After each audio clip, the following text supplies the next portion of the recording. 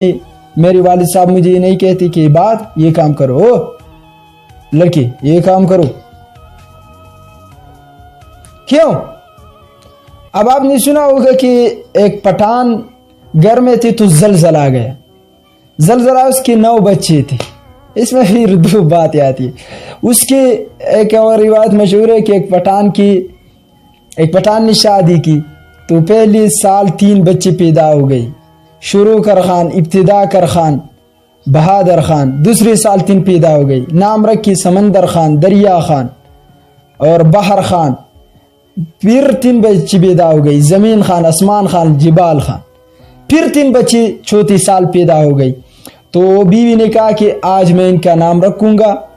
اچھا، شوہر نے کہا تو نام رکھ۔ اس نے کہا کہ خان صاحب، رحم کر خان، بس کر خان، شرم کر خان۔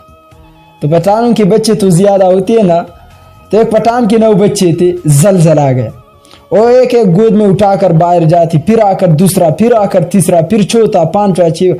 جب آخری کا نمبر آئے تو چھوٹا تھا، وہ گھر میں سو رہا تھا، تو پٹھان نے اٹھا کر باہر جاتے تھے، زلزلہ تھا، ایسے دوڑ لگاتے تھے تو زلزلہ ختم ہو۔ اس نے بچے کی طرف ایسے دیکھ رہی تھی، کہتی تھی اے بے شرم، بے حیا، بے عزت، تمہارا وجہ سے کچھ پتہ نہیں چلا کیسا زلزلہ تھا۔ ٹھیک ہے، تو ہمارے باپ دادوں کا ایسا سخت طبیعت تھی پہلے دور میں، بچوں کے ساتھ اگر بات کرتی تھی تو سختی زیادہ، نرمی نہیں تھی۔ اب ہم اٹھیں گے، اعتراض کریں گے، اچھا ہمارے باپ دادا انسان نہیں تھے، وہ ہمارے ساتھ ایسی باتیں کرتی تھی۔ ارے بھائی، وہ معاشرہ ویسا تھا۔ آج کے دور کے جو پٹھان ہیں اپنے بچوں کے ساتھ نرمی کرتے، تو عرف کو دیکھنا، معاشرہ کو سیکھنا، اس دور کے رواج سیکھنا، شادی کا طریقہ الگ۔ آج کے دور کی بڑی مثال ہے، پنجاب میں گیا، ہمارے ایک دوست کی شادی تھی۔ میں جب شادی میں پہنچا تو روٹی لے کر آئے، میں نے کہا چاول کدھر ہے؟ اس نے مجھے کہا چاول انشاءاللہ شام کو کھائیں گے آپ، ہم نے آپ کے لیے بریانی کا انتظام کیا ہے، آپ جو کھانا ہے روٹی کھاؤ۔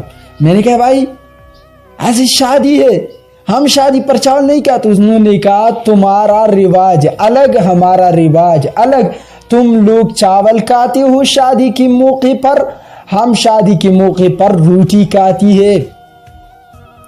اب کوئی اٹھ کر اعتراض کرے، ارے پنجاب اور خیبر پختونخوا ایک ملک کے اندر 2 رواج چل رہی ہے۔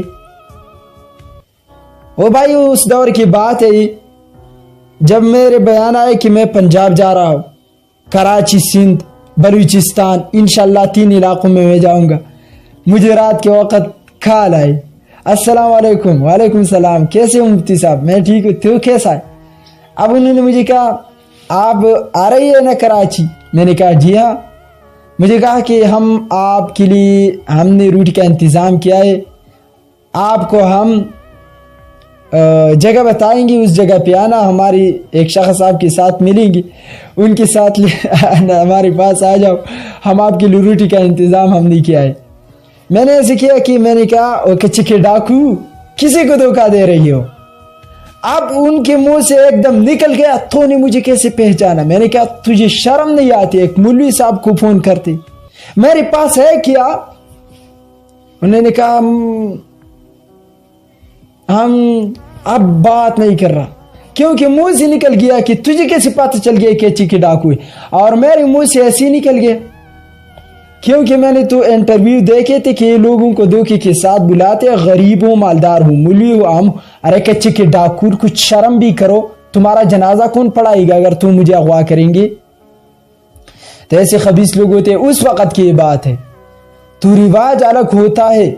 میرے مقصد یہی تھا کہ رواج الگ ہو سکتا ہے، لیکن الگ رواج سمجھنا چاہیے۔ اگر رواج سمجھا گیا، معاشرہ سمجھ گیا تو کوئی اعتراض نہیں۔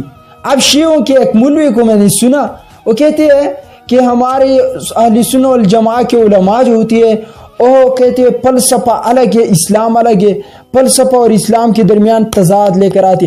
بھائی جس مسئلے میں عقیدہ ہو، نقل سے ثابت ہو، اب کوئی فلسفی عقل سے اس عقیدے کو توڑ رہا ہے، ہم نقل لیتے ہیں، کیونکہ سب سے بڑا علم وہ قرآن ہے، اگر یہ نہیں ہے تو سب کچھ چھوڑ کر فیثاغورس کے سامنے آ جاؤ اور معدنی نبوت سلیمان علیہ السلام سے حکمت سیکھتے ہیں.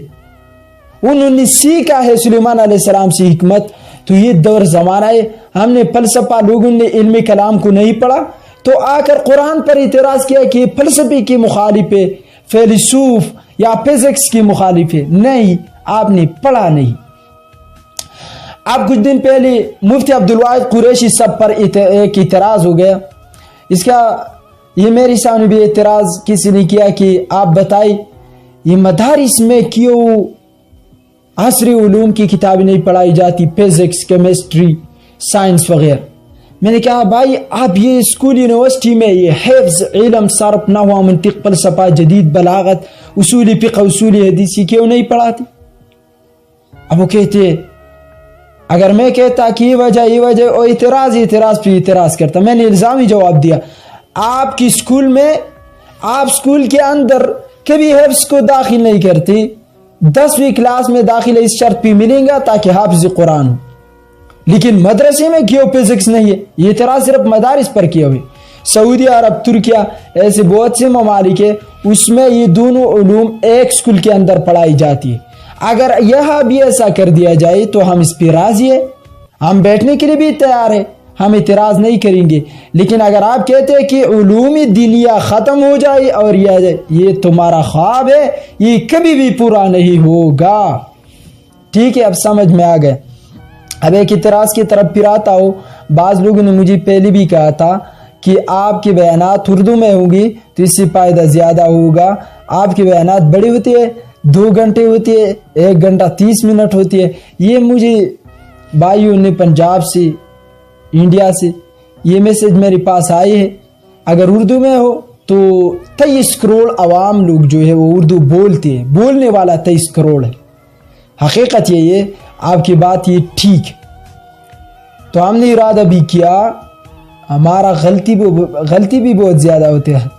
ہمارا معاشرہ تو پنجاب جیسا نہیں ہوا. پہ آپ جائیں گے تو اردو سب بولیں گے.